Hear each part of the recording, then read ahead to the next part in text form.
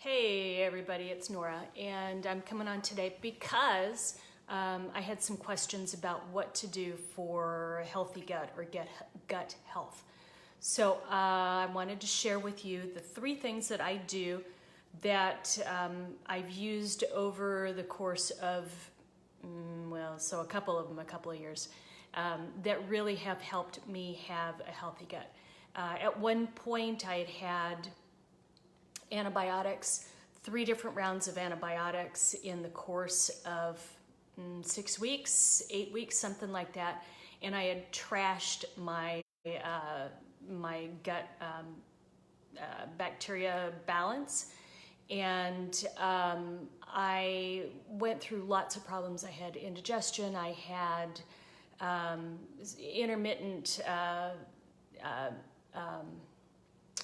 there's lots of things coming up. Sorry, intermittent loose and not loose and all of these other things. And I finally worked through what has helped me. So I'm going to start with the first one. This one is, so we all hear about probiotics, and probiotics are good, and how they are important for gut health. And let me back up by saying gut health is one of those key things to help you live a healthy lifestyle, help you be healthy on the inside, not only physically, but there seems to be some research that ties in a healthy gut with healthy emotions, healthy mental status. And the reason for that is if you think about the gut as being a tube like a dryer vent. That's the idea that comes to mind to me today. You know, the tubing that you connect out for your dryer and all those little waves in there. It starts at the lips and it goes all the way down to the other end. So it's basically the outside of your body, like a donut hole. Okay, so it's just like the skin, but it's on the inside, and you've got to keep it healthy because that's your barrier between everything that you take in and the inside of your body, where you can have reactions and things like that. So you'd hear about the gut microbiome, and so what that means is that's actually the little organisms that live on the surface of your gut. So the lining of the intestines, depending on where you are, most of it is like little fingers, like a velvety lining if you look really, really close. That's where those bacteria live, and you want to keep them in balance. Different ones are in balance at different portions along the way. So the first thing, after you have antibiotics, you hear about having a probiotic, you hear about having yogurt. You got to be careful with yogurt because number one, it can outdate fairly quickly. You want live cultures, and also a lot of people are sensitive to the dairy, and so the dairy can actually make things worse for you, creating more of a reaction on the surface of your gut. The other thing about yogurt is that most of the commercially available yogurts have tons and tons and tons of sugar. And so the funny thing about that is a lot of the negative bacteria like to eat sugar, and so they ferment it, and then you get gas and bloating and all of this other stuff. Anyway, that's a topic for a different story. So the first thing on my list is this thing called Inner Eco. I realize it's backwards, but I'll tell you what it is. So this is a fermented coconut water. It has no added sugar in it.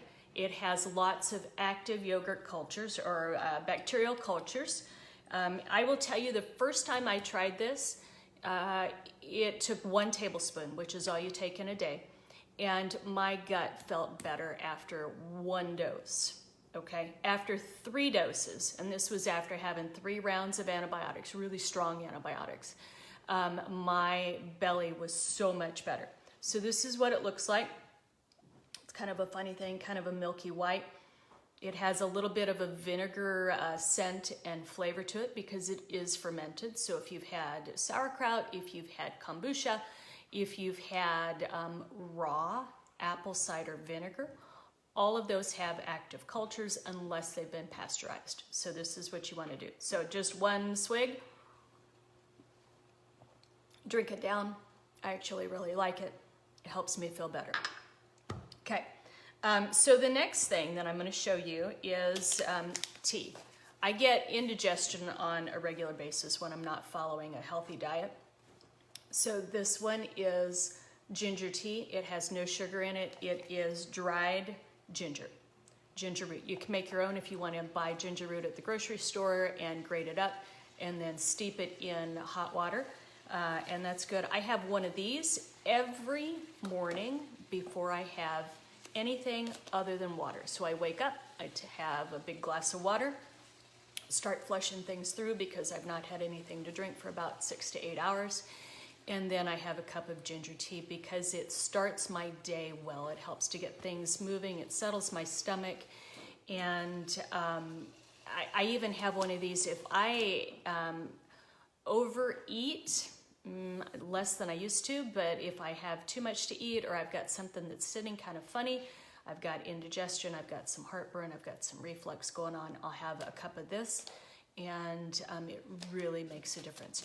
You got to be careful though, because some of the ginger teas actually have sugar in them or honey in them, and you don't want the sweetener.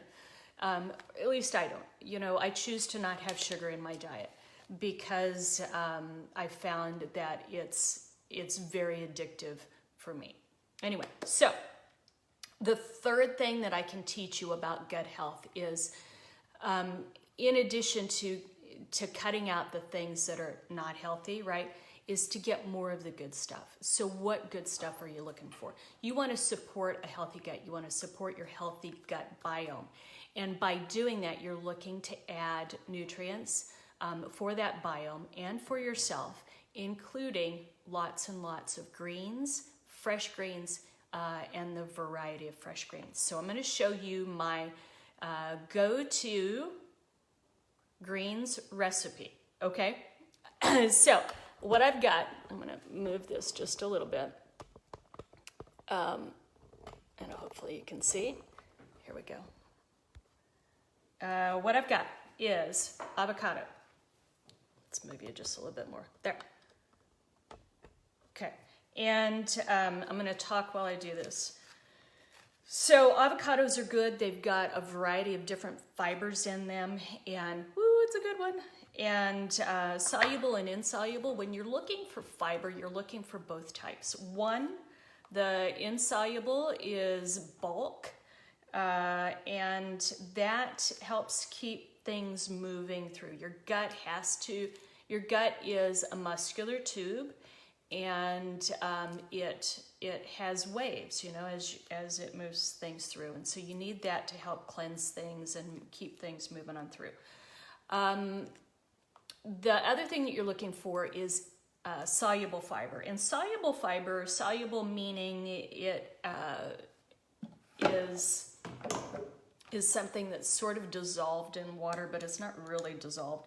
It's the one that attracts water. Be very careful when you're taking the pit out of your avocado. I've seen so many people get cut as their knife slips, and then they cut themselves, and that's not a good thing. So in soluble fiber, you want that because it helps to absorb some of the water. It helps also to create bulk, but that's what the gut bacteria actually like. And so fiber is cellulose. So what's cellulose? Cellulose is plants. Okay, so we're looking for to increase your amount of plants. Even if you're vegan, and I was vegan for a while, as a vegan, most vegans tend to be pretty carb heavy. And carbs are sugars, right? And sugars are fermented by, all of this is going into my blender, are fermented by the bacteria. And as they ferment, then they can cause gas and bloating and all of that. So now, I've got celery. I've already chopped up 2 stalks, and I'll put those in. I've got 3 more stalks, so 1 avocado, 3 stalks of celery. I'm gonna chop these. And So insoluble fiber, soluble fiber, and then you're looking for greens. Greens have chlorophyll. Greens, get them fresh, and they've got all of these nutrients and micronutrients in them, vitamins and minerals, and lots of good things. All of these go into the blender. Let's see, what else? Cucumber. Some people are sensitive to the cucumber. It can cause indigestion and burps. And you just have to figure out if that's you or not. The thing about cucumber is that it's a melon, right? It's in the melon family. So it has a high water content. Anything that you're doing, especially with greens, as long as they're fresh, all of the stuff that I'm putting in has a high water content. The avocado has a high fat content. These are all plants. They all have cellulose, right? So 5 to 6 inches of cucumber. This is a hothouse cucumber, so it's got a really thin skin on it. And I just rinse it and chop it up. I leave the skin on. The skin is where a lot of the fiber is. Okay, so then the next thing is the leafy greens. Today I've got spinach. If you go back and you start looking at traditional hunter-gatherer societies, so start researching what a paleo-type diet would be. Over the course of a year, so they eat seasonally, they eat whatever's available, they will eat up to 200 different plant species over the course of a year, right? So when you're choosing your greens for this, you want to choose a variety of greens and cycle through them. So I've got spinach right now. I'm going to put in 3 big handfuls.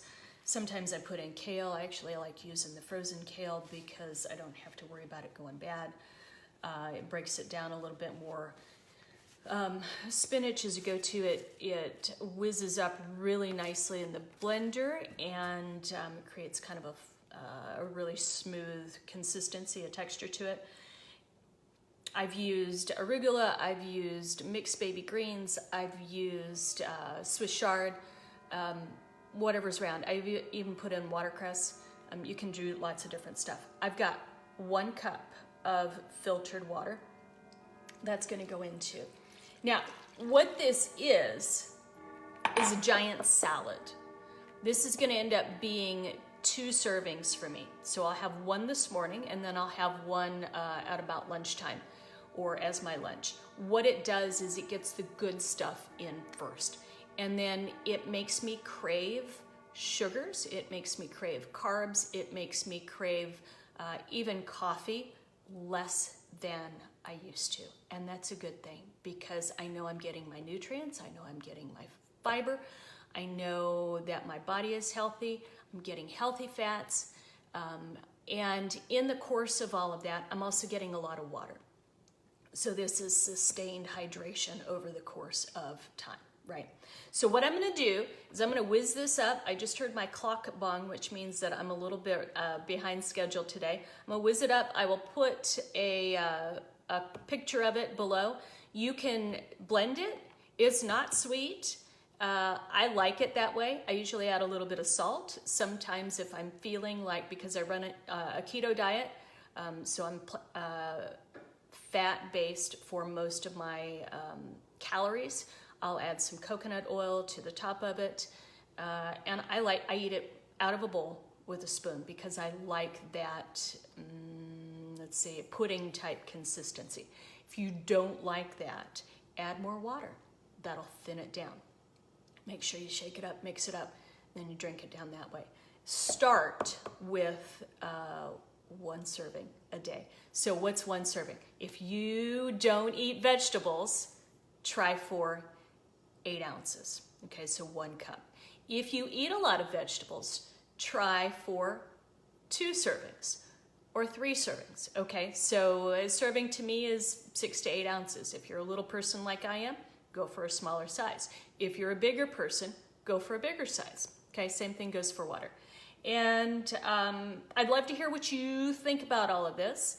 Let me know. Drop a comment in the comments section below. If you know somebody that needs to hear this or you think that they would benefit from it, please share the video. And I look forward to hearing from you. I'll talk to you next time. Bye.